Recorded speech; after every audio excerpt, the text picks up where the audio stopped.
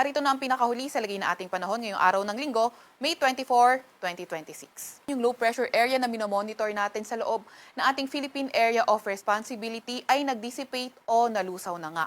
Gayunpaman, meron pa tayong isang low pressure area na minomonitor at kanina alas 3 ng madaling araw, ito ay huling namataan sa layong 2,195 kilometers silangan ng Southern Mindanao. Etong low pressure area na ito, nananatiling mababang tsansa na maging isang ganap na bagyo in the next 24 to 48 hours. Gayunpaman, yung kanyang trafo extension ang nakakaapekto sa Mindanao at nagpapaulan sa ilang bahagi ng ating bansa.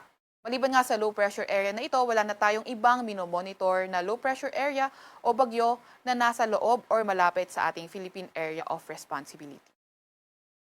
Para naman sa lagi ng panahon ngayong araw, inaasahan nga natin sa lugar ng Palawan ay magiging maulan, dulot nga yan ng trough ng low pressure area.